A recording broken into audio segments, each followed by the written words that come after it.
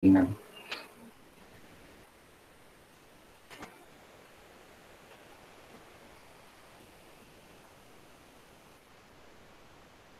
Lama banget.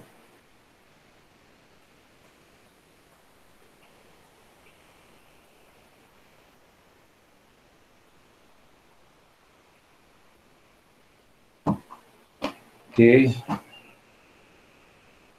Bismillahirrahmanirrahim. Assalamualaikum warahmatullahi wabarakatuh. Selamat pagi semuanya. Apa kabar saudara-saudara mahasiswa?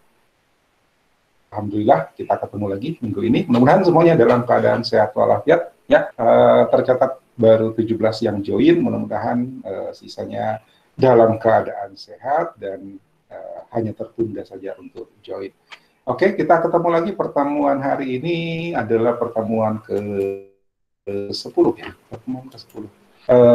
Dan kita akan membahas masih tentang konsep desain grafis. Ya, kalau pertemuan sebelumnya 2 minggu lalu, karena minggu lalu ada libur tanggal merah, ya. Pertemuan sebelumnya kita membahas tentang elemen-elemen desain, ya, elemen-elemen dalam desain. Apa yang bisa kita pakai dalam sebuah desain, ya. Dan hari ini kita akan memahami tentang prinsip-prinsip dalam desain.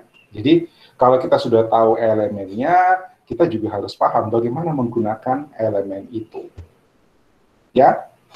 Nah, beberapa prinsip yang penting untuk Anda ingat sebenarnya kalau kita bahas desain, saya sudah pernah sampaikan, kalau kita bahas desain itu tidak cukup saya belajar desain itu lebih dari 2 semester, ya. Desain toh ya, bukan perancangan yang fokusnya ke arsitektur. Ini waktu saya kuliah S1 saya arsitektur, ya. Kalau cerita perancangan arsitektur itu sampai 5 semester, ya, perancangan arsitektur 1 sampai perancangan arsitektur 5. Tapi ada teori desainnya itu ada 2 semester, ya, yang khusus tentang desain. Nah, di kita hanya mau lihat kulit-kulitnya saja. Yang penting Anda tahu bahwa konsep dan prinsip-prinsip ini ada untuk kemudian Anda terapkan. Ya, secukupnya. Jadi saya perkirakan 3 atau 4 pertemuan saja untuk membahas tentang konsep desain. Nah, minggu lalu tadi saya katakan kita sudah bahas tentang elemen-elemen desain, dan hari ini kita bahas tentang bagaimana menggunakan elemen-elemen itu. Ya, ada kaidah-kaidah yang mesti kita ikuti. Sebenarnya kalau kita cerita desain, kita cerita seni itu relatif bebas, ya. Tidak ada aturan sebenarnya, ya, bahwa harus begini, harus begitu. Tapi persepsi orang, ya, persepsi orang ada yang subjektif, ya. Subjektif artinya diukur terhadap diri kita sendiri, kita suka atau tidak. Ya, jadi soal suka atau tidak, selera, gitu ya.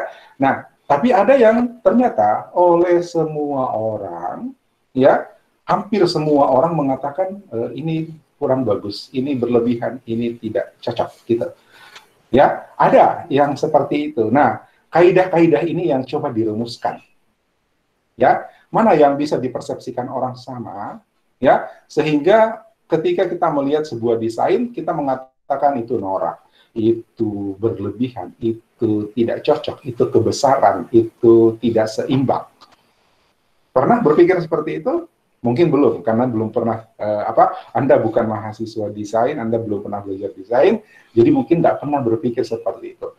Tapi dalam contoh-contoh sederhana, ya, dalam contoh-contoh sederhana, misalnya, kita mau pasang sebuah figura atau foto, ya, di bingkai lukisan atau foto, kita mau pasang di sebuah dinding, ya, terus minta pendapat sama orang, atau ada orang yang minta pendapatmu, ya, bagaimana figura ini? Mungkin kamu akan memberikan pendapat, ya, sebentar, Bio minta di ACC, tidak ada request ini, jangan-jangan dia salah kamar.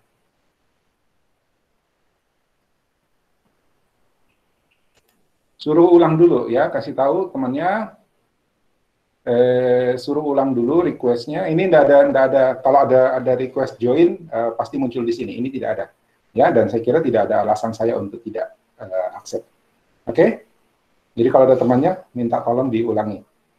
Ini tidak ada tanda-tanda ada yang request. Oke, saya lanjut, ya. Tadi saya bilang satu saat mungkin orang meminta pendapatmu ketika dia mau memasang sebuah hiasan dinding, figura foto atau lukisan, ya. Terus kamu jawab terlalu tinggi, ke kiri sedikit atau ke kanan sedikit. Nah, coba pikirkan, apa dasarnya Anda mengatakan terlalu tinggi, ke kiri sedikit, ke kanan sedikit? Apa dasarnya dikatakan itu terlalu berat ke kanan, terlalu berat ke kiri? Ya, apa dasarnya kita mengatakan itu terlalu tinggi atau terlalu rendah? Ya, atau kita melihat teman, ya, teman lama baru ketemu, terus kita bilang, wah, kamu gemuk, ya, kamu kelihatan gemuk. Pembandingnya apa dia kelihatan gemuk? Ya, dan ternyata semua atau beberapa orang yang ada di situ sepakat mengatakan itu berarti persepsinya kan sama. Ya, persepsinya sama. Ya, begitu juga memasang hiasan di dinding, ya, ternyata semua orang sepakat itu ketinggian, itu terlalu ke kiri, itu terlalu ke kanan, geser sedikit, luruskan. Ya, nah itu berarti ada ada persepsi yang sama di semua orang, dan itu harus kita pahami. Itulah kemudian muncul kaidah-kaidah atau prinsip-prinsip di dalam sebuah desain. Ya, jadi prinsip-prinsip di sini bersifat umum, tapi bisa saja nanti ada yang punya persepsi berbeda, ya itu berarti subjektivitasnya si orang yang melihat. Tapi kita berusaha dalam membuat desain itu kita berusaha untuk mendekati, ya, prinsip yang baku, yang bukan tidak ada yang baku sebenarnya, ya, mendekati prinsip yang dipahami sama oleh semua orang, gitu. Ya, kita langsung bisa bilang itu miring, itu terlalu ke kiri, itu terlalu ke kanan, misalnya, itu terlalu besar, terlalu kecil, ya, gitu. Apa dasar Anda membuat sebuah desain itu portrait atau landscape, melebar? Itu juga kan persepsi yang umum, gitu. Ya, gitu. Nah, ini yang akan kita pelajari dalam materi ini. Prinsip desain pada umumnya itu ada yang umum, ya, ada 6, ya. Yang pertama focal point. Nah, saya tanya, ketika melihat tampilan ini, ya, ketika melihat tampilan ini, mana yang pertama Anda lihat?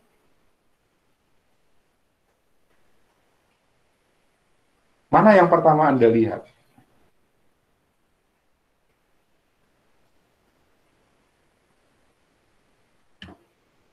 Halo?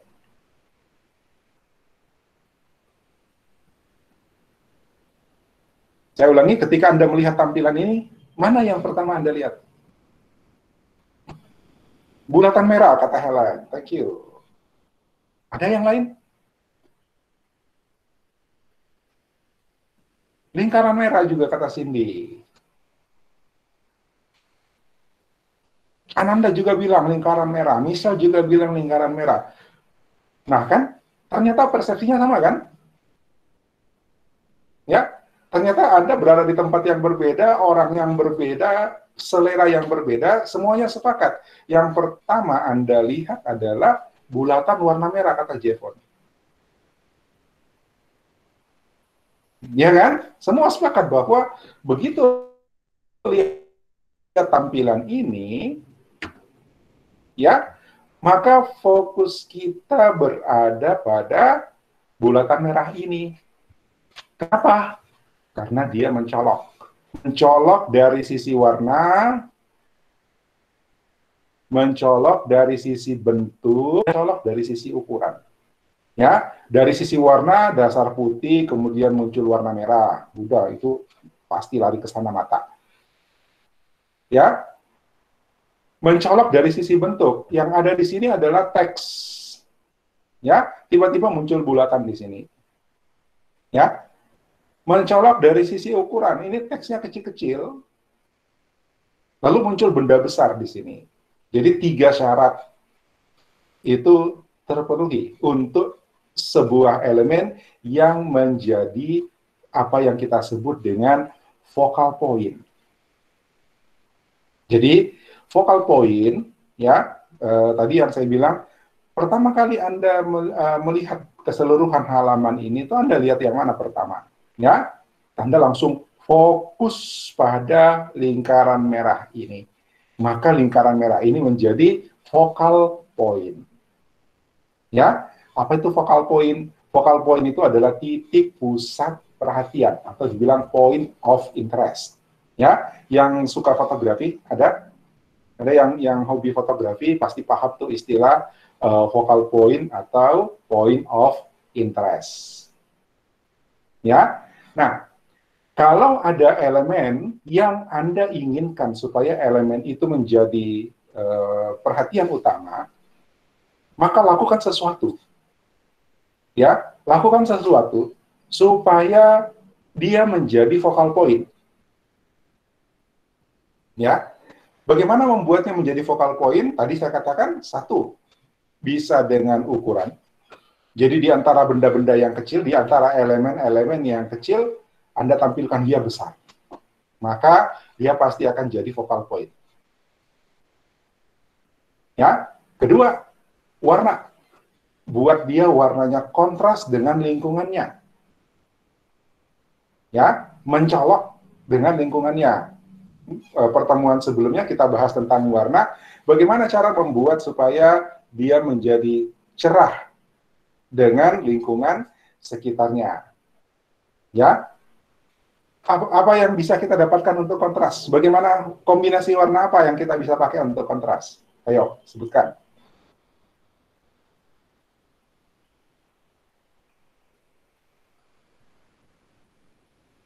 Ya, halo? Kalau kita mau dapatkan kontras, kontras itu artinya tingkat kecerahan yang berbeda. Ya, sorry, bukan. Kontras itu artinya ada perbedaan yang tegas. Ya, ada perbedaan yang tegas.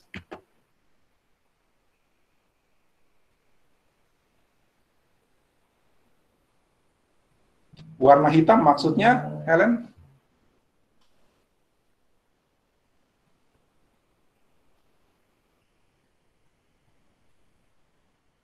Maksudnya warna hitam? Bagaimana kita mendapatkan kontras? Kontras itu adalah ada kalau cerita komputer science ya, cerita tentang grafik komputer, istilah kontras itu kalau ada high frekuensi bersebelahan dengan low frekuensi. Ya, high frekuensi itu kalau warna yang sangat cerah bersebelahan persis dengan warna yang rendah, ya, yang kecerahannya rendah. Itu disebut kontras. Nah, kalau dalam konsep desain kita bisa mendapatkan kontras, ya, kita bisa mendapatkan kontras. Satu, kita menggunakan elemen skema warna komplementer. Ada yang ingat warna komplementer itu bagaimana?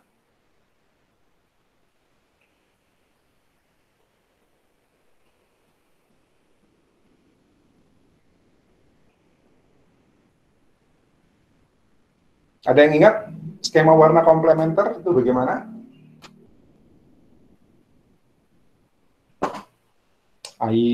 Berhadapan maksudnya ke kita? Oke, ya. Ada lingkaran hiu, kemudian warnanya bukan berhadapan, berseberangan. Ya. Oke, istilahnya berhadapan, berseberangan. Ya, jadi kalau Anda ingat lagi lingkaran hiu, ya ada warna. Nah, kalau warnanya berseberangan, itu komplementer. Yakin akan terjadi kontras. Ya, saya tanya, kontrasnya biru apa? Kalau saya bilang kontrasnya biru, itu berarti komplementernya. Ya, Kontrasnya biru apa?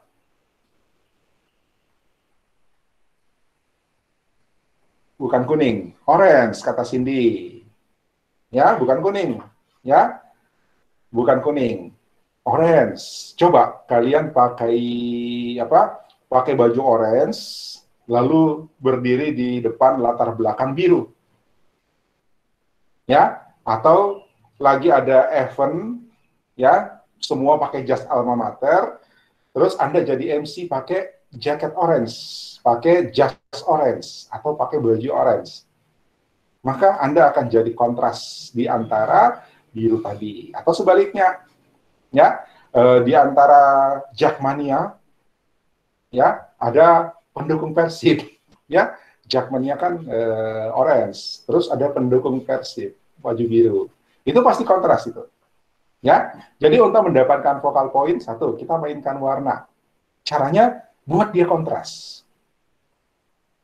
Ya, mendapatkan kontras, satu, kombinasi warna atau skema warna komplementer. Itu pasti kontras. Berseberangan itu pasti kontras.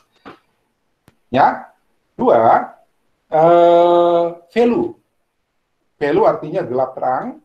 Ya, kita pilih warnanya kita pilih value-nya yang jauh selisihnya. Jadi satunya terang banget, satunya redup. Ya, ini contoh di sini vokal poinnya tercipta dari value, jadi bukan dari warna. Ya, vokal poinnya ini tercipta dari betul warna, pendekatannya warna, tapi ini tekniknya value. Kenapa? Di belakangnya putih, intensity high. Ya, sementara merah ini intensitinya lebih rendah. Ya, jadi ini bermain value. Oke? Bagaimanapun putih ini lebih terang dari merah. Ya, tapi karena putih menjadi dasar dari value yang lebih rendah, maka value ini menjadi kontras dan menghasilkan focal point. Ya, dari sisi warna. Yang ketiga dengan warna, apalagi ada yang bisa kasih ide bagaimana kita mendapatkan kontras? Tadi sudah warna komplementer atau value yang jauh, selisihnya jauh. Ya, kalau kita kembali ke teori sains grafiknya, value yang jauh itu yang satunya 255, yang satunya 0 gitu. Ya, karena angka bilangan skala warna pada komputer itu 0 sampai 255 intensitas. Ada lagi satu cara kita bisa dapatkan kontras.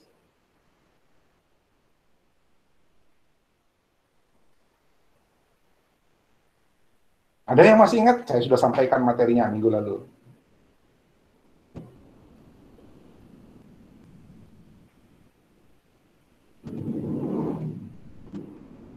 Ada satu cara lagi kita mendapatkan kontras. Ayo, coba sebut.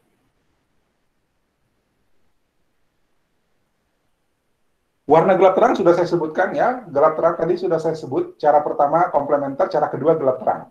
Cindy, oke? Ada cara ketiga.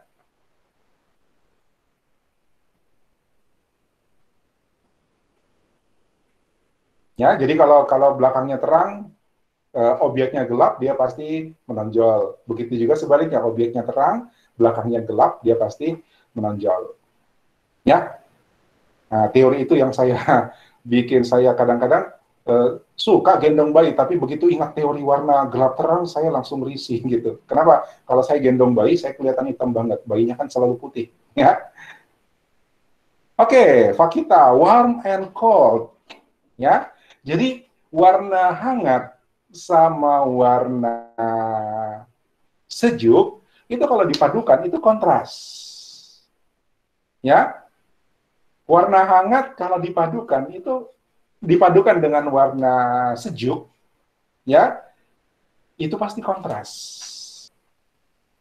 Ya, jadi ada 3 cara kita mendapatkan kontras. 1, warna komplementer. 2, gelap terang. 3, warna hangat sama warna sejuk. Sebenarnya warna hangat sama warna sejuk itu beda, hampir mirip dengan komplementer, kan dia berseberangan juga.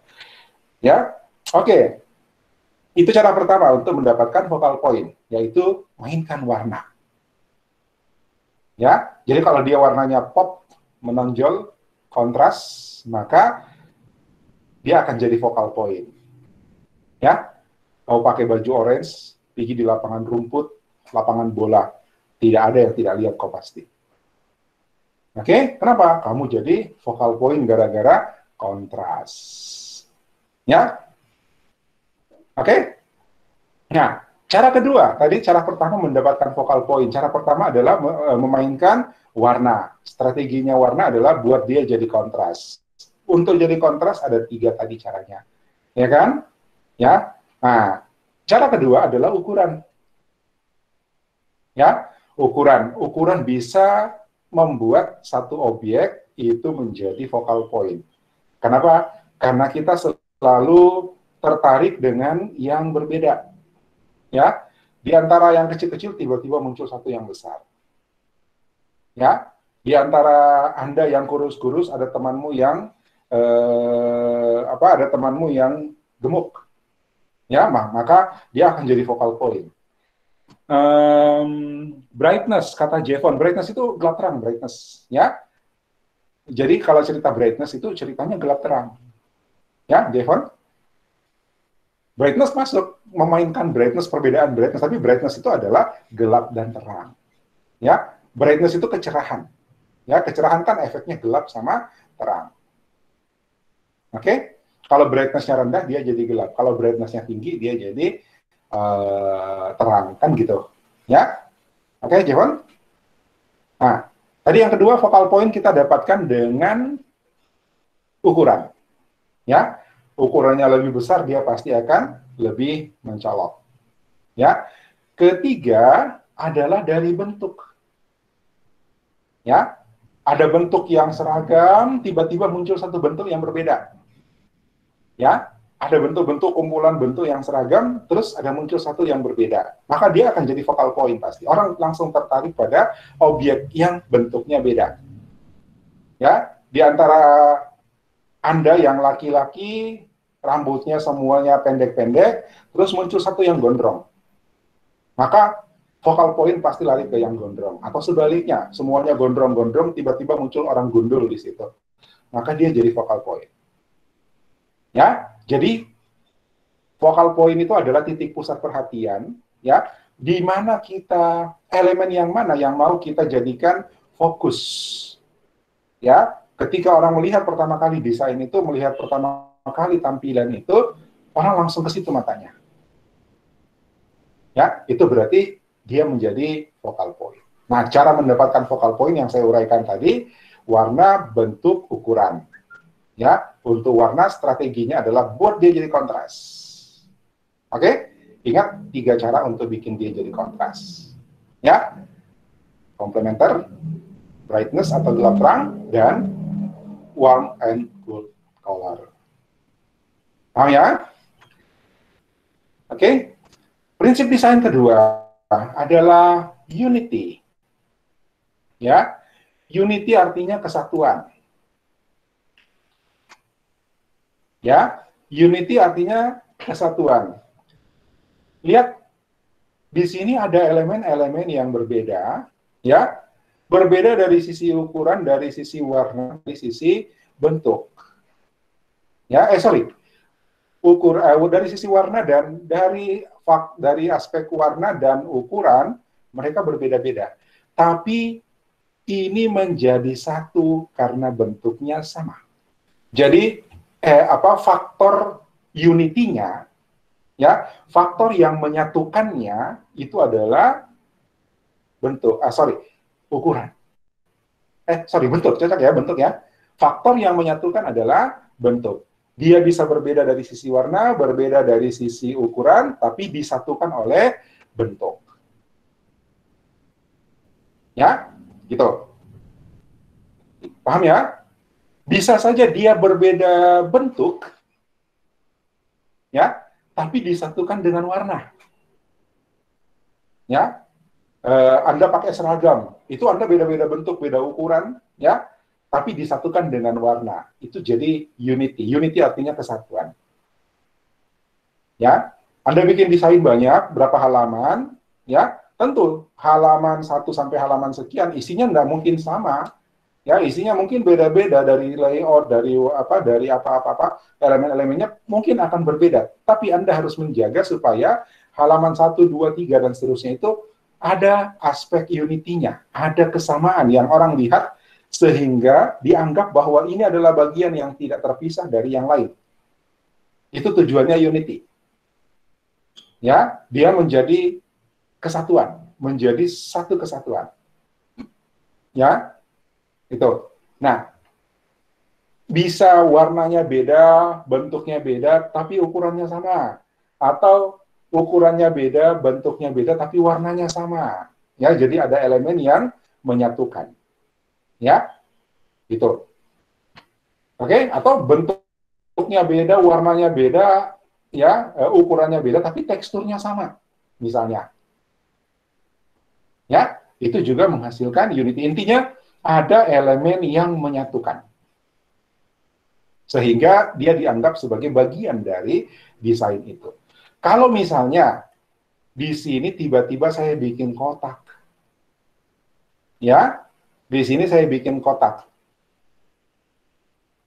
maka jadi aneh dia, ngapain ada kotak di situ, ya, itu. Kenapa? Dia tidak memenuhi, dia tidak ini yang dua ini sudah unity ya, yang dua ini sudah unity, bentuknya lingkaran, warnanya walaupun beda, tapi tiba-tiba satu kotak di sini, ya, ini misalnya jadi box, ya, atau gini, nah, ya, lihat muncul kotak di situ, tapi ini tetap unity, ya, ini tetap unity. Apa yang menyatukannya? Apa yang menyatukannya? Ini sudah masuk konsep variety. Variety itu adalah ada aksen, ya, ada yang berbeda, tapi tetap menyatu, ya, tetap menyatu. Ada yang berbeda nih, ada kotak di antara lingkaran-lingkaran ada kotak. Tapi apa yang saya lakukan supaya dia tetap unity? Oh, kata Cindy sama Misal, warna. Lihat, tadi warna-warni merah, kuning, biru, terus saya rubah warnanya. Sekarang skema warna apa nih? Sekarang skema warnanya apa nih?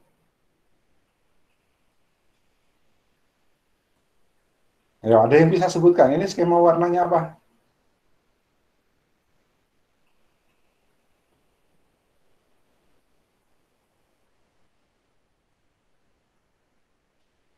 Bukan, bukan. Itu penamaan warna, Cindy, ya. Mau biru BCA, mau biru kainin, mau biru B.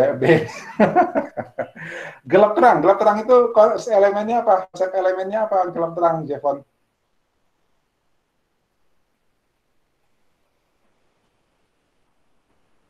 Value, betul, Natasha. Ya, jadi saya membuat variety, ya, ada aksen bentuk kotak di sini, ya. Kalau tadi tetap berwarna-warni, itu unity-nya hancur, ya. Kita bingung apa yang menyatukan elemen-elemen ini, ya. Udah bentuknya beda-beda, ukurannya beda-beda, warnanya beda-beda, tidak ada tekstur. Wah, ini elemen ini mengganggu jadinya, ya. Tapi saya mau bikin variety, saya mau bikin variasi, syaratnya saya harus tetap ada unity. Maka unity-nya saya gunakan value. Ya, saya nggak pakai warna, tadi warnanya, kalau ini warnanya apa sih? Kalau ini skema warnanya apa?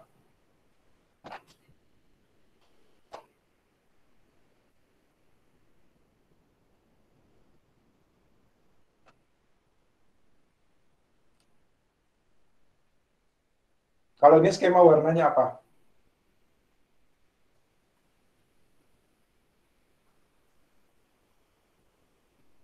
Ayo.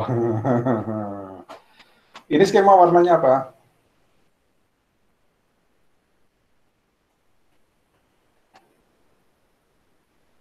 Ingat?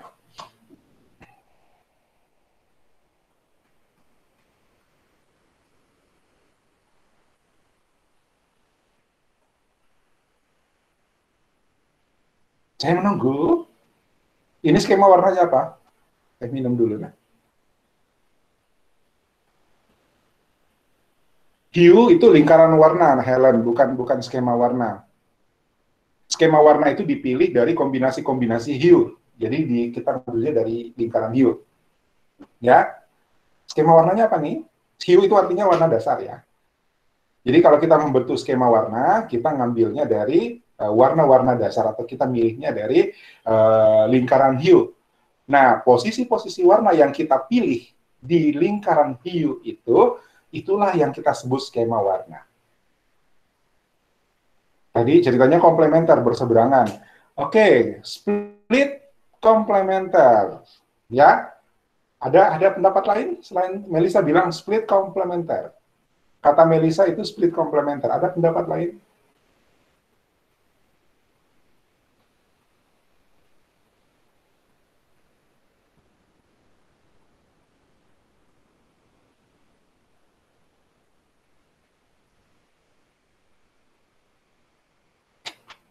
Ya, split komplementer karena biru ke orange sebenarnya, tapi di sisi orange-nya pecah jadi dua, merah sama orange.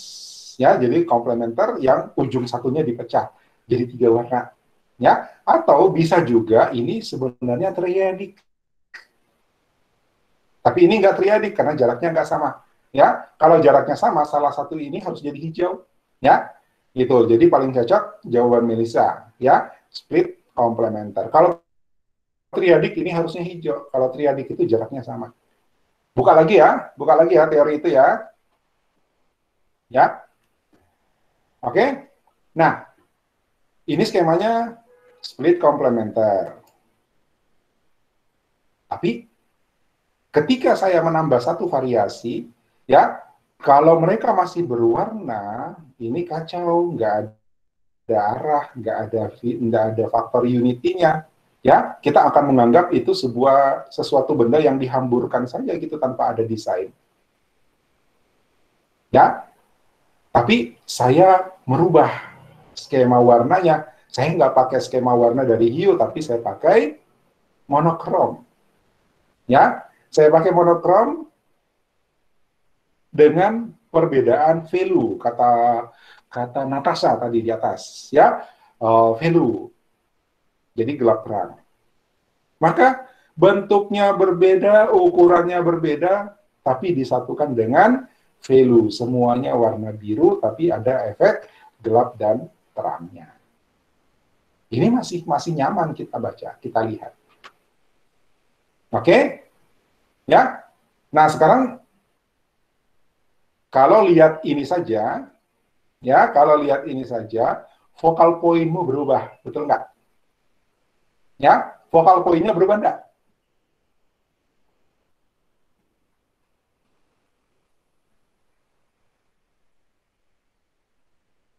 Sekarang focal point-nya kemana?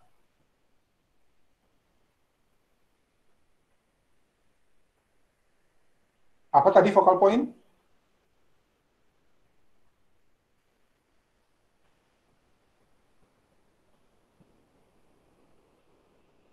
Biar melambat, ya, biar melambat materinya. Yang penting saya dapat respon supaya saya tahu masih ada di mahasiswanya. Focal point adalah pusat perhatian, fokus perhatian, titik pusat perhatian, point of interest. Ya, orang fotografi bilang POI, ya, POI. Nah, sekarang focal point-nya di mana sekarang?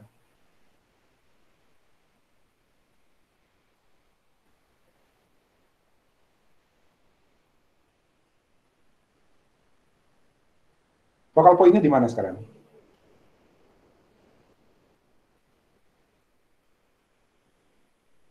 Bulat pertama itu yang mana, Juan?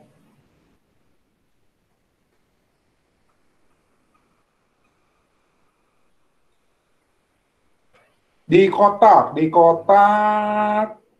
lingkaran kecil warna biru. Ya, saya setuju dengan Cindy. Ya, lingkaran ini poin sekarang di sini. Ketika Anda melihat gambar ini keseluruhan pertama kali, mata Anda pasti ke sini duluan nih. Kenapa? Makin kontras dengan background, ya kan? kalau dibandingkan ini masih lebih gelap. Ya, ini lebih kuat secara visual. Jadi focal point itu elemen mana yang diberi kekuatan secara visual. Ya, gara-gara saya ganti value dari warna jadi value, maka focal point-nya geser. Gitu? Gitu. Lihat bagaimana kita mengatur elemen-elemen itu supaya kita bisa mencapai apa yang kita mau. Ya, kalau saya tetap mau elemennya di sini, ya focal point-nya di sini, maka saya harus ganti warna ini. Saya harus ganti warna-warna ini supaya dia tetap fokus ke sini. Ya, gitu. Oke? Itu focal point, unity, dan variety. Variety kita butuhkan supaya desain itu tidak monoton. Ya, kalau begini monoton, kalau ini tidak ada, ini monoton banget. Ya, kaku, membosankan. Ya, maka kita kadang-kadang butuh aksen namanya atau variety. Ya, ada yang berbeda. Ya, itu makanya ibu-ibu itu suka pakai bros. Ya, suka pakai bros. Kenapa? Sudah jilbab besar kan polos. Ya, jilbab besar polos, roknya lebar, ya satu warna, itu monoton tuh kelihatan, ya. Maka biasanya roknya dikasih aksen, dikasih hiasan, atau pinggiran jilbabnya dikasih hiasan, atau dipakaikan bros, ya, pakai bros supaya ada varietinya, ada sesuatu yang bisa dinikmati. Oke? Nah, prinsip desain yang ketiga, yang keempat adalah balance. Balance itu artinya keseimbangan. Ya, bisa saja dia keseimbangan vertikal, keseimbangan horizontal. Jadi kalau keseimbangan horizontal yang kita lihat adalah kiri dan kanannya. Ya, keseimbangan horizontal ini walaupun kelihatan seperti ini, tapi pada prinsipnya ini seimbang. Kenapa? Ini kuat, tapi ini juga kuat secara ukuran. Ya, ini kuat, di sini kuat secara ukuran. Jadi sebenarnya kalau ditimbang-timbang ini balance. Ya, begitu juga secara horizontal, secara vertikal. Vertikal artinya cermin atas bawah, ya, keseimbangan atas bawah. Apalagi kalau kita bilang diagonal begini sebagai sumbu simetri, wah ini persis seimbang. Ya, jangan berat sebelah. Ya, ini tidak akan berat sebelah. Ini berat sebelah kalau ini putih. Ya, baru dia hilang. Ya, toh? Sebelah kalau ini kecil. Ya, kalau ini kecil saja di sini, maka jadinya berat sebelah. Ya, tapi karena ini besar, ini menjadi penyeimbang dari tiga yang di sini. Ya, seperti itu. Balance itu tidak selalu ada balance simetri, ada balance asimetri. Kalau simetri persis kiri kanan sama. Ya. Kemudian ada proporsi. Ya, proporsi itu adalah rasio tinggi dan lebar. Cuman kalau kita bicara visualisasi, ya kadang-kadang proporsi dan layout itu tergantung dari apa yang mau kita visualisasikan. Tidak jarang grafik yang timeline, ya, yang time series dari waktu ke waktu itu harus disajikan dalam bentuk yang sangat panjang, ya, sehingga secara proporsi sih berantakan gitu. Ya, ini apa gitu. Tapi kalau kita lihat bentuk panjang juga kadang-kadang enak juga kita lihat. Ya, kalau cerita proporsi itu apakah dia square, apakah dia 3:4, atau kalau layar ini adalah 16:9 gitu ya. Itu proporsi, perbandingan tinggi dengan lebar. Nah, kalau tadi saya kasih contoh, Anda melihat teman Anda ada yang gemuk, ya, itu adalah konsep proporsi. Ya, kita sebut dia gemuk karena lebarnya sedikit kontras perbandingan lebar dengan tingginya itu dia kelihatan terlalu lebar gitu. Ya, sehingga kita bilang dia gemuk. Ya kan? Gitu. Jadi kalau cerita gemuk atau kurus itu berarti kita cerita di dalam konteks prinsip desain. Ya, terlalu melebar, terlalu meninggi, terlalu memanjang gitu ya. Gitu.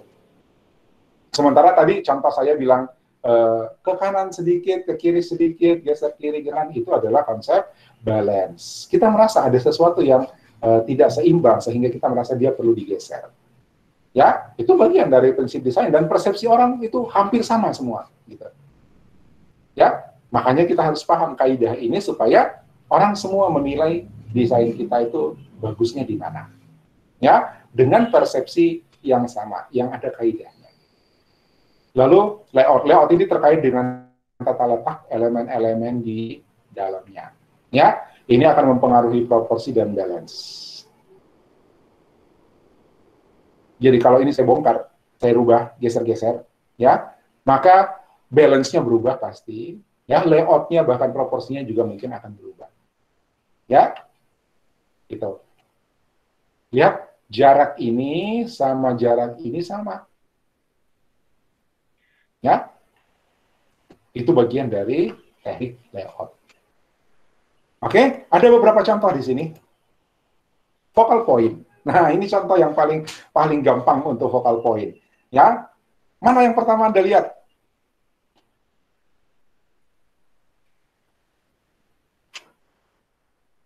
Animals, boleh. Biodiversity, ya. Kalau dilihat sih biodiversity itu lebih besar daripada animals itu karena katanya lebih panjang biodiversity. Ya, tapi sebenarnya animals ini lebih besar hurufnya. Tidak, memang biodiversity. Ya, ini namanya word cloud. Ya, ini namanya word cloud, awan yang isinya kata-kata. Makanya dia disebut word cloud. Biasanya word cloud ini dipakai untuk menunjukkan di dalam sebuah naskah atau di dalam sebuah, biasanya blog ya, di dalam sebuah blog itu topik apa sih yang paling banyak dibahas. Ya, di dalam sebuah website, topik apa yang paling banyak dibahas dalam website itu.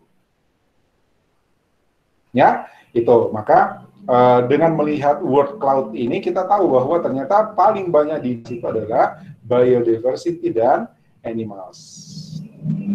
Oke, yang paling sedikit dibahas, wow, cari aja yang paling kecil di sini ini, key. Ya, tapi key menurut saya itu kata umum. Ini paling kecil nih, interested, ya, interested, menarik. Oke, ini contoh paling sederhana dari focal point, di mana kita langsung melihat mana yang paling dominan di situ. Ya, itu akan menjadi elemen utama. Apa? Fokus, apa lagi namanya? Point of interest. Unity and verity. Ya, ada unity di sini. Apa unity-nya? Line. Ya, ini bermain garis. Variety-nya apa? Variety-nya adalah warna. Jadi ini dominannya garis-garis nih. Ya, dominannya garis-garis. Ada garis lurusnya. Ya, kemudian ada garis-garis skalanya, garis-garis grafiknya sendiri. Lalu kemudian ada variety di mana dia beda-beda warna. Ya, warna ini nggak punya makna sih sebenarnya. Ya, nggak ada maknanya, warnanya hanya betul-betul sebagai variasi saja. Ya, artinya warna merah di sini itu nggak sama dengan warna merah di sini, gitu kan? Itu makanya saya katakan nggak ada maknanya merahnya. Tapi saya mau dengar yang mengoleksi ini bagaimana pendapatnya. Halo, ini siapa? Ini koleksinya siapa? Sayangnya ini saya ambil dari 5 terakhir ya. Saya pikir yang lainnya nggak masuk. Sorry. 5, 10, 19, 0, 10. Ya, silahkan. Ini mau dijelaskan warnanya. Jelaskan kenapa kau pilih ini dan dari sisi desain ada apa? Oh iya. Kenapa saya pilih ini? Karena pas saya lihat ini. Grafiknya di mana? Karena pas saya lihat ini grafiknya, kan ada saya baca, walaupun kalau misalnya untuk menonjolkan warna itu dia harus latarnya tuh hitam biar warnanya keluar. Tapi ini walaupun dengan latar putih, tapi dia pakai warna-warna yang mencolok, jadinya kayak eye catching begitu. Terus kenapa saya pilih juga ini karena warna-warnanya yang menarik, yang cerah. Dan ini juga grafik tentang orang-orang yang menelpon 311 di New York. 311 itu nomor apa? 311 itu nomor di kota New York, itu khusus untuk fasilitas dan pelayanan yang disediakan. Jadi kalau misalnya ada yang butuh sesuatu, yang mau tanyakan sesuatu, hubungi 311.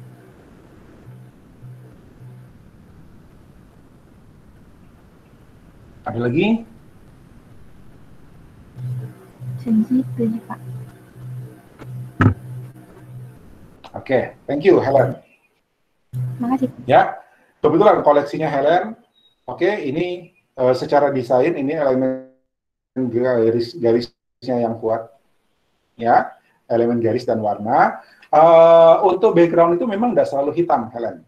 Ya, untuk bikin dia pop itu memang tidak selalu hitam. Mengukur dia pop atau tidak itu kita bisa ukur, yaitu tadi satu komplementer. Ya, cuma kan ini warnanya banyak warna nih. Jadi kalau komplementer kan 2 warna. Nah, kalau ini memang dia bisa pop karena value sebenarnya. Jadi warna-warni ini value-nya itu lebih rendah dari putih. Ya, warna-warni ini value-nya lebih rendah dari putih. Jadi ketika value itu berbeda jauh, dia pasti pop, ya, dia pasti nonjol. Ya, gitu. Begitu juga gelap, ya. Kalau background-nya gelap, hitam atau biru tua banget atau merah tua sekali, maka value dari warna-warni ini lebih tinggi dari background-nya, itu juga akan pop. Ya, jadi jangan jadi patokan bahwa kalau dia mau pop, ya dia mau timbul, mau muncul, mau nendang, eye catching, itu terus harus gelap, enggak harus. Ya, value yang jauh, ya artinya level value jauh, itu akan menyebabkan pop. Mau gelapnya di depan atau terangnya di belakang, sama ya. Mau gelapnya di depan atau terangnya yang di depan, tetap dia akan pop. Yang penting tingkat value-nya jauh. Ya, nah ini semua ada value kan? Ya, tingkat intensitasnya ya, intensitinya ini mereka semuanya lebih tinggi, lebih rendah daripada putih. Gitu. Makanya dia tetap pop, dia tetap pop. Ya, atau kalau misalnya ini hitam, maka value mereka, value warna-warni ini itu lebih tinggi daripada hitam. Maka dia juga akan pop. Ya, so jangan jadi patokan bahwa kalau mau pop harus hitam di belakang, nggak harus. Ya, oke? Okay? Thank you. Next. Ini saya juga jadikan contoh untuk unity dan verity, di mana unity-nya adalah elemen garis, ya, permainan garis gelombangnya hampir sama, ya, tapi berdasarkan data ya jadi nggak sama, ya kan? Lalu kemudian ada verity dengan warna-warni. Makanya ini cantik, ya. Setuju dengan Helen kalau ini mau dikoleksi. Balance, ya, balance ini balance dengan sumbu vertikal. Jadi dia kelihatan seolah-olah balance, seimbang atas dan bawah. Ya, itu. Ini contoh balance. Lagi-lagi ini bermain garis, ya, dengan variety warna. Oke, tapi saya lebih condong ke untuk tunjukkan elemen balance-nya, prinsip-prinsip balance-nya. Ini juga balance, ya, secara vertikal, secara horizontal, ini balance.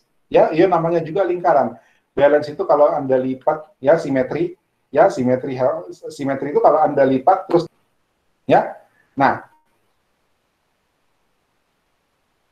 saya mau tanya ini siapa? Ya, silahkan dijelaskan. Kenapa di college ini? Iya, Pak. Saya. 003. Saya, Pak.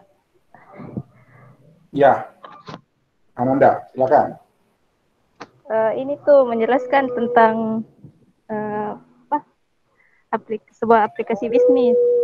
Terus itu yang paduan warnanya itu yang warna hijau toska itu yang milih dominan laki-laki. Terus yang warna hijau itu berdasarkan usia. Yang biru itu asal sekolah.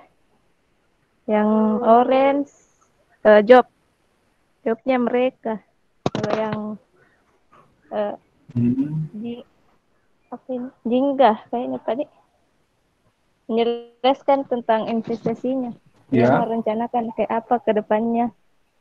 Terus yang warna pink itu menjelaskan tentang sebagian dia pilih bisnis apa nanti ke depannya yang dia mau.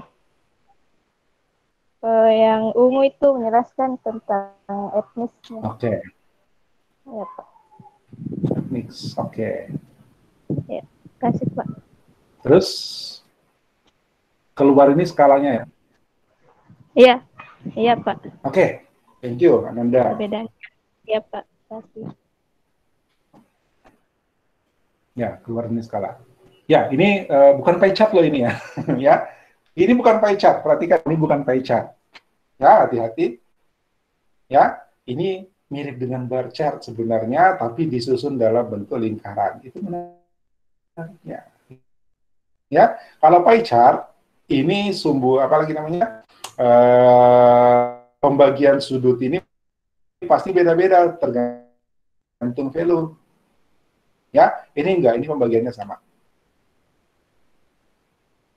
Ya, dibagi itu 1, 2, 3, 4, 5, 6, 7 ya. Dibagi 7, 7 itu adalah berdasarkan kategori ya, kategori apa kriteria. Ya, ada usia, ada gender, ada politik, pandangan politik, ya, itu. Kemudian yang skalanya itu adalah di dalam sini, ya, ke panjang jari-jari, ya, panjang jari-jari. Lihat, ini ada jari di sini ada jari-jari yang besar. Ya, jadi jangan salah, jangan terkecoh, ini pie chart. Bukan, ini sebenarnya kalau mau diluruskan jadi bat juga bisa. Tapi kreasi pembuat visual ini menarik membuatnya seperti ini. Ya, kita nggak bingung kok. Ya, kalau diperhatikan baik-baik kita nggak akan bingung. Tapi jangan salah, ini bukan pie chart. Ya, oke. Nah, ini saya anggap satu contoh untuk bentuk balance simetri baik horizontal maupun vertikal. Ya. Kemudian, nah, kenapa kita mesti belajar prinsip-prinsip desain? Ya, karena untuk bisa menyajikan sebuah desain, tadi saya bilang persepsi orang menilai sebuah desain itu ada yang berbeda atau subjektif, ada yang ternyata sama.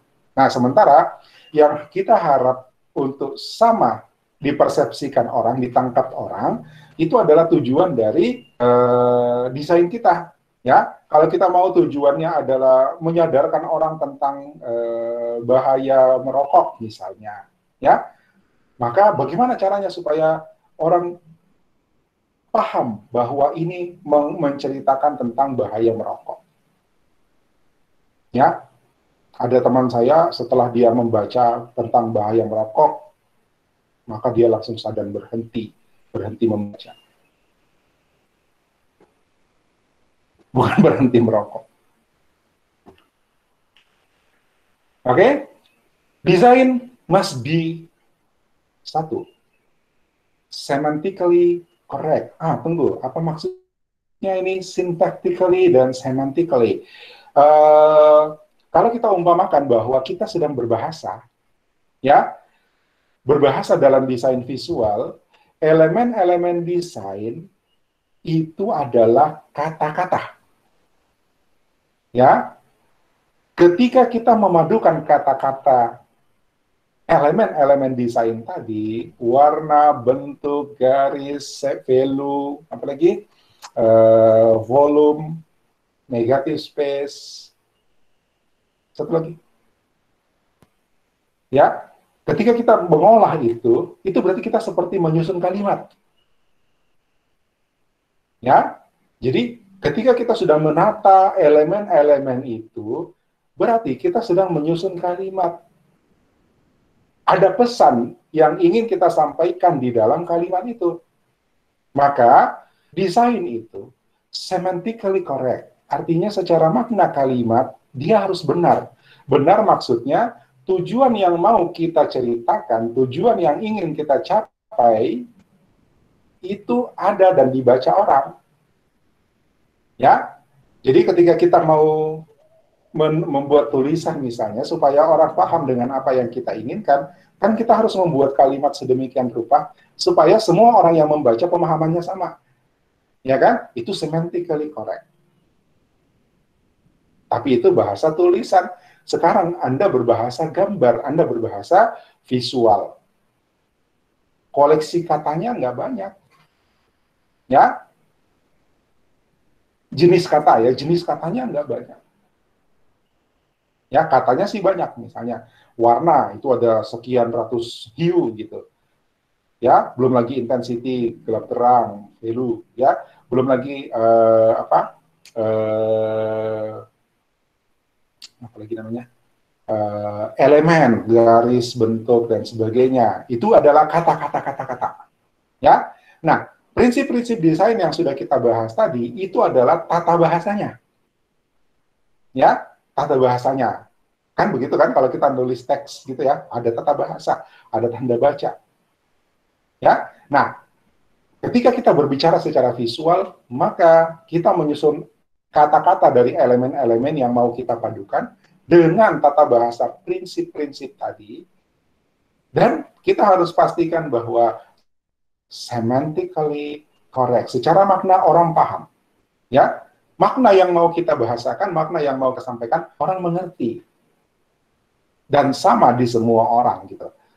Ya, itu berarti semantically correct. Secara semantik, secara makna kalimat dia benar. Ya. Kedua, syntactically consistent. Ya, syntactically itu artinya secara kalimat. Ya, kalau ini secara makna. Semantik itu makna, sintaktis itu kalimat. Ya, kata-kata disusun kalimat. Dia harus konsisten.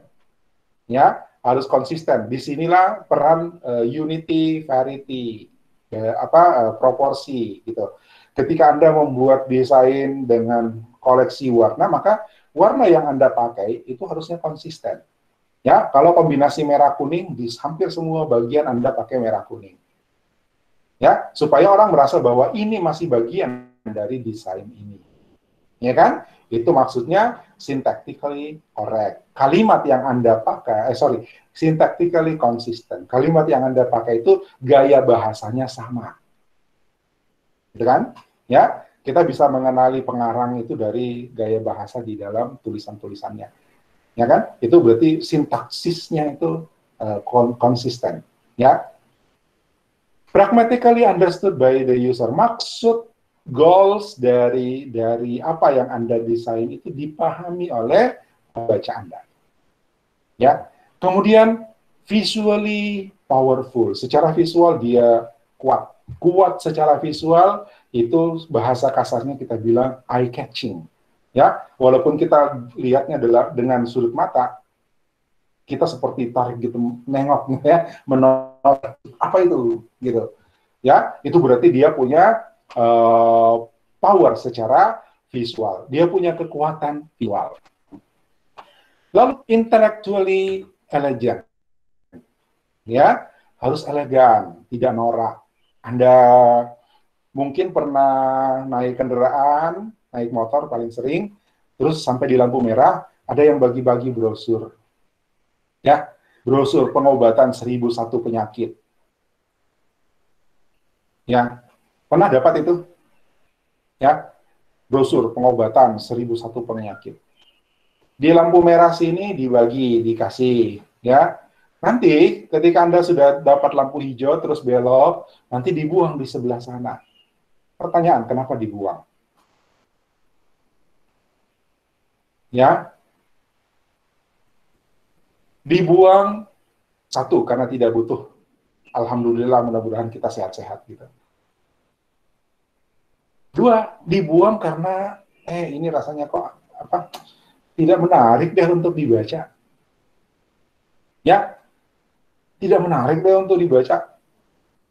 Layoutnya nggak jelas, elemen desainnya nggak jelas, hitam putih nggak jelas, gitu ya. Nah, itu berarti dia mungkin secara visual dia tidak powerful, dan mungkin secara intelektual dia tidak elegan. Ya, dia tidak elegan, tidak keren, simpelnya gitu. Ya, maka dengan tanpa beban kita buang.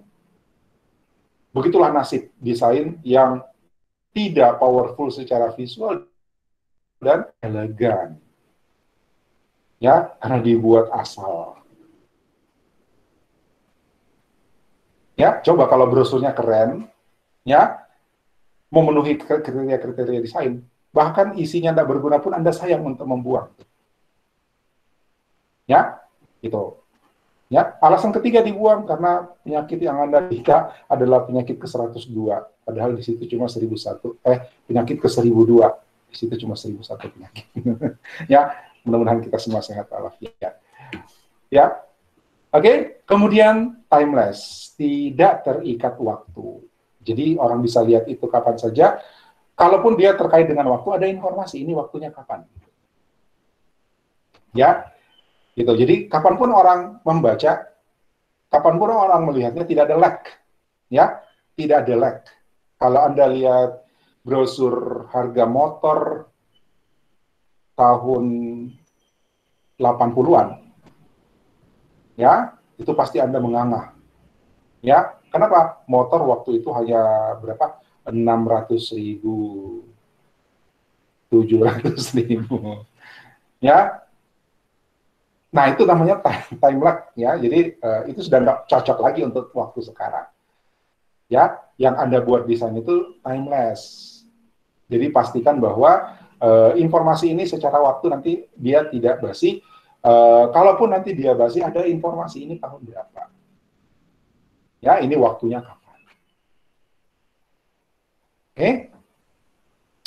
Anda ingat logo garis putih warna merah selalu ada di toko-toko. Itu dari dulu sudah begitu. Ya, dan kita jadi ingat banget. Ya, melekat. Temannya ini.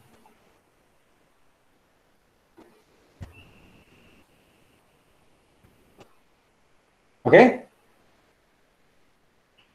Nah, kemudian ini terakhir. Ya, ada aspek lain ketika kita akan membuat desain visual, kita akan berbahasa secara visual. Ini di mana-mana juga berlaku, bukan cuma bahasa visual. Pertama, usia. Ya, usia itu nanti kaitannya terhadap pengaruh kultur, pengaruh tingkat pendidikan.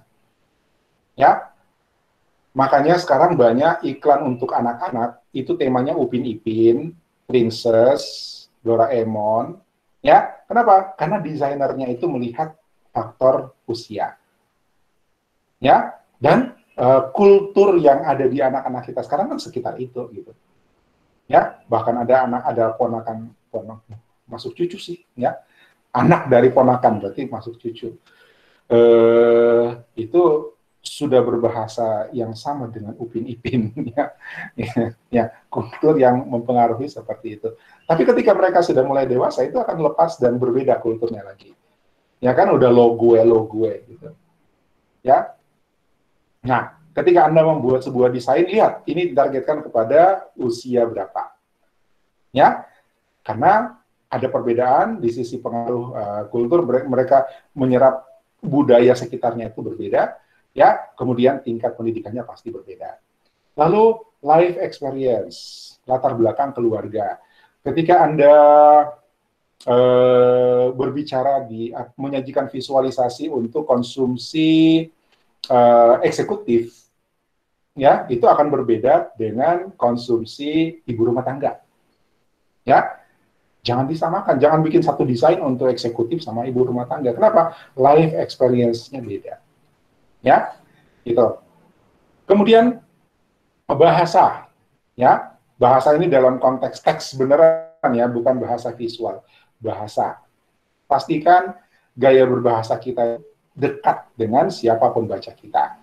Dan visual literasi, kita harus paham pemahaman tentang visual literasi. Kalau kita menggunakan kata-kata, mungkin maknanya akan sama di semua orang. Tapi ketika kita menggunakan gambar, ada orang yang tidak paham itu gambar apa. Ya kan? Ada usia tertentu atau kelompok masyarakat tertentu atau ya lingkungan tertentu yang bahasa gambar itu mereka nggak paham. Tapi kalau gambar dengan cara yang lain, mungkin mereka akan paham. Jadi kita mesti lihat, apakah target kita itu paham secara visual atau enggak. Jangan sampai kita pakai simbol-simbol yang nanti bikin orang tambah bingung. Kalau orang tambah bingung, orang nggak mau susah, dia tinggalkan. Ya kan? Gitu. Jadi perhatikan bagaimana kita menggunakan simbol-simbol disesuaikan dengan tingkat literasi visualnya. Oke? Kalau orang yang biasa terbang ya ke bandara, itu di bandara itu jarang ada kata-kata. Ya, jarang ada kata-kata, banyak kan gambar-gambar. Nah, itu berarti tingkat literasi visualnya lama-lama terasah gitu kan, sehingga ketika dimanapun mereka melihat simbol-simbol, itu mereka bisa langsung mengasosiasikan, ini maksudnya apa. Ya kan? Tapi tidak sama dengan orang yang mungkin tidak punya pengalaman seperti itu. Ya, dia paham beberapa simbol, tapi tidak paham simbol yang lain. Nah, itu harus diperiksa baik-baik. Ketika kita membuat desain visual, kita mesti menggunakan simbol-simbol yang kita yakin bahwa ini pasti bisa dipahami oleh target audiens kita. Oke? Ya?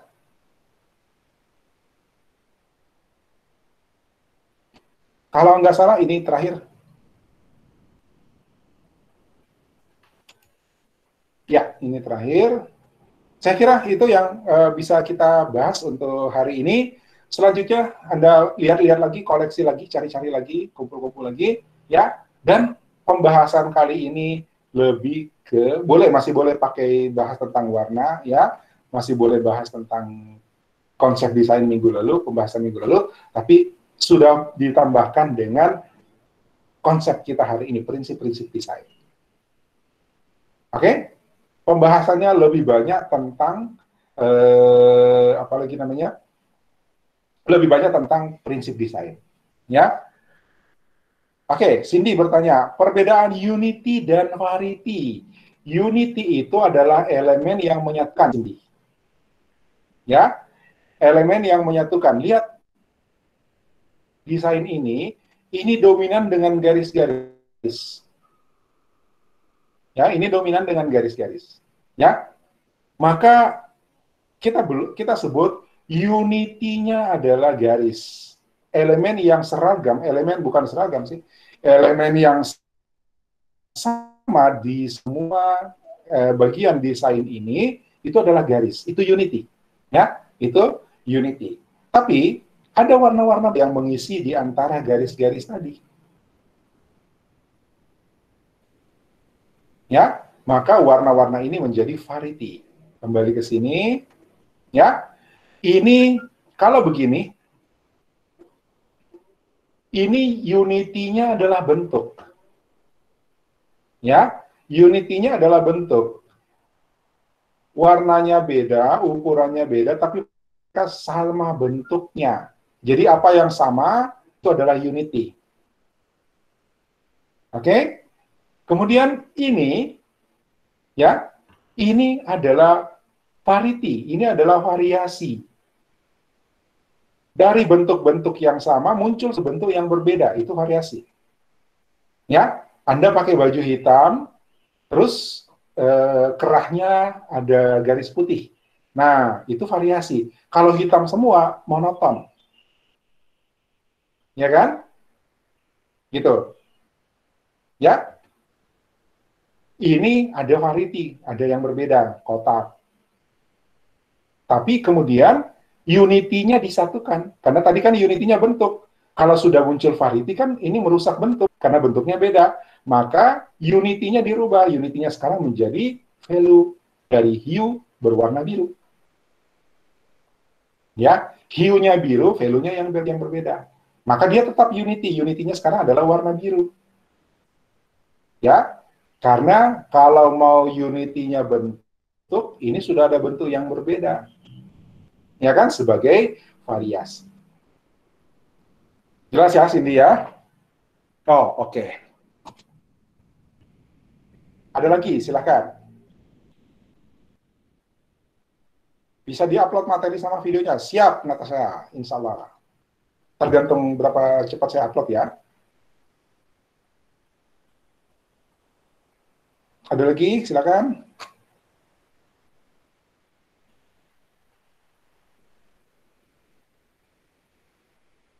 Elemen, oh ya, oke. Oh, yang minggu lalu belum ya? Oke, thank you.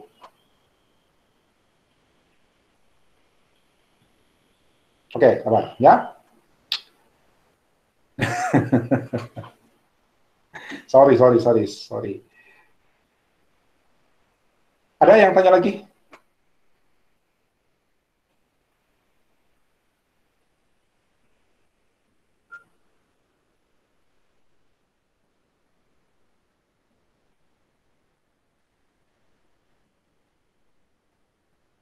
Kalau tidak, ya tidak ada pertanyaan lagi, saya kira untuk hari ini demikian ya. Untuk hari ini cukup. Terima kasih atas perhatian dan kerjasamanya hari ini. Insya Allah kita ketemu lagi minggu depan. Masih dengan konsep desain, tapi topik yang berbeda. Ya, terima kasih sekali lagi. Assalamualaikum warahmatullahi wabarakatuh dan selamat siang.